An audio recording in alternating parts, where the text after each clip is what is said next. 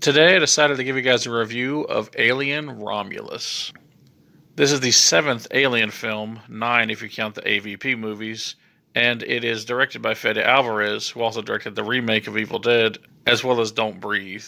So let me tell you about the basic story of this entry. The film mostly focuses on this character named Rain, played by Kaylee Spaney, and her android companion, who she calls her brother, named Andy, played by David Johnson. Rain, as well as her friends, live on this mining colony owned by Weyland-Yutani. It's essentially an oppressive-like colony, and you can only leave once you've given the company so many hours of your life. Unfortunately for our character Rain, they, out of the blue, decided to up her contract and double the amount of time she has to give to the company because they're short on manpower. Just a really oppressive and crappy thing to do, and honestly I think if you tried to pull this crap in real life, you'd pretty much have a revolt and people's heads would roll. Possibly literally. But for the sake of the movie, it's a pretty interesting setup, and this leads to an act of desperation to get off the planet, her and her friends stealing, or attempting to steal, some cryopods from an abandoned Weyland-Yutani space station. The space station is set to collide with the orbital rings around their planet and will be destroyed within 36 hours. So the idea is to get in, steal the pods, which will allow them to sleep on their way to the planet that they want to live at, which is where Rain is originally from. The problem is, once they get onto the space station, they find out that it's an alien research facility, and all hell breaks loose. That's the central plot of the film, so now let's discuss some positives. For one, the visual design and visual effects of the movie are top-notch. This film had a budget of less than $100 million, around 80 or so. And despite that, it's one of the best-looking movies that I've seen in theaters in a long time. It just goes to show that these overinflated budgets of these Hollywood films, where they're upwards of $250 and even $300 million, is just a laughable excuse. No reason a movie can cost that much when someone spends a third of that and gets a movie this beautiful. I honestly believe there's potentially some money laundering going on in Hollywood, and it wouldn't surprise me if one day they come up with a big story about that, but I digress. Another positive is the characters. A lot of Alien movies have really good characters, and some have really forgettable and one-note ones, but these are all very interesting.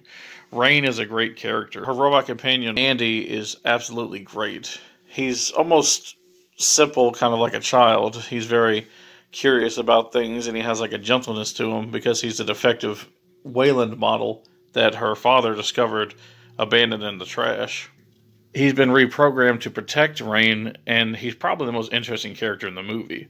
He's played very well with David Johnson, who honestly is probably one of the best androids in the entire Alien franchise. Also, the story itself is really good. It doesn't get overcomplicated like, say, Alien Covenant or even Prometheus.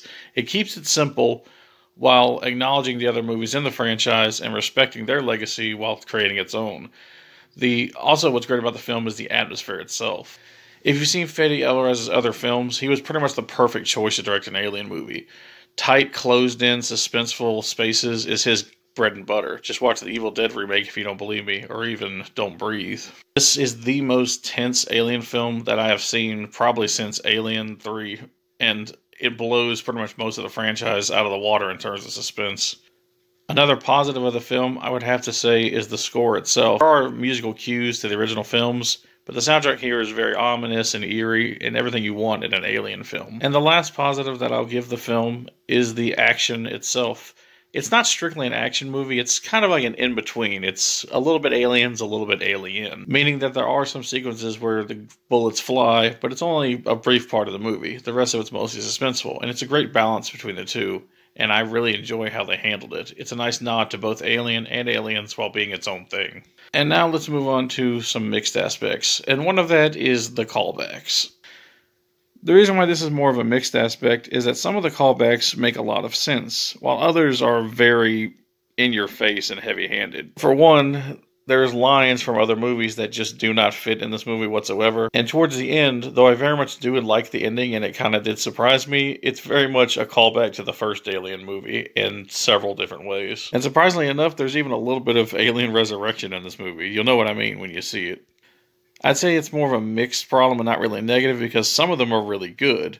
But other callbacks feel a little bit lazy and it's like, alright, we get it. It's kind of like in Terminator when they say, "Come with me if you want to live." Yes, it's an iconic line, but it doesn't really fit in every movie, and some of the callbacks here are a little bit eye-rolling. Also, another missed aspect is there's a character in this film, and I won't give it away, but it's essentially a CGI character, and For the next minute or so, I'm going to get into specifics, so I'll leave time codes down below. You can skip it. It's going to be mild spoilers for the next minute or so. Alright, so if you don't want to be spoiled, just go ahead and skip ahead. But for those of you who are still here, essentially, they bring back Ash from the original Alien film, but not really.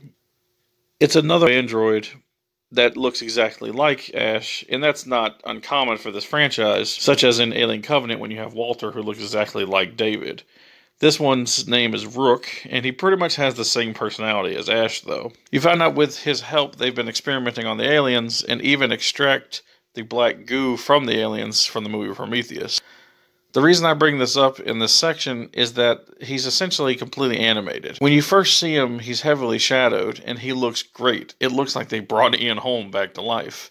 But then for the rest of the movie, they plop him up on this counter, and he is very heavily lit from all angles. And while it does look like Ian Holm, it just looks like an effect. I wouldn't even say it's necessarily a bad effect, but I just feel that it needed to be lit better and not shown off so much. The de-aging of people who have passed on or are too old is not a new idea in movies, but it has yet to be perfected. But I've noticed when you light it darkly, it kind of works. It didn't ruin my enjoyment of the film, and it was kind of nice to see Ian Holm once again as Ash, or this time Rook.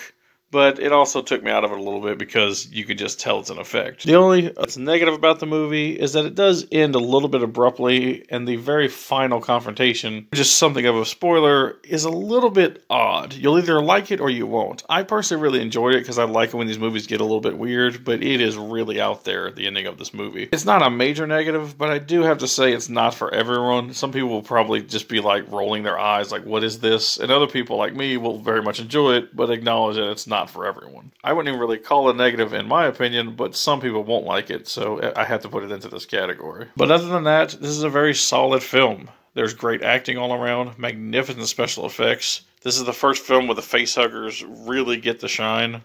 We've seen them in other films, but they're pretty much the star of the show for the first half of this movie.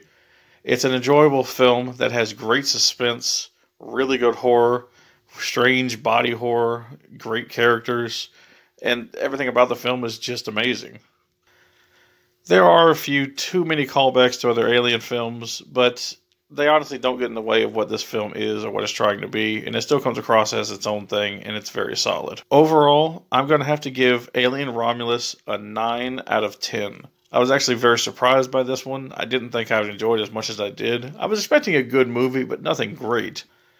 But Fede Alvarez really delivers, and I think that he is a really great fit for this series, and I hope that he returns for future installments. Well, that's my review. Let me know if you like the film down below, or just tell me what your favorite Alien film is. I hope this film does well at the box office. It's doing okay now, but it doesn't look like it's going to be a huge hit, but hopefully it'll be successful, and hopefully we'll get more entries from Fede Alvarez. I thank you for watching. Let me know what you thought about the film if you've seen it down below, or like I said, just tell me your favorite Alien film, and peace out.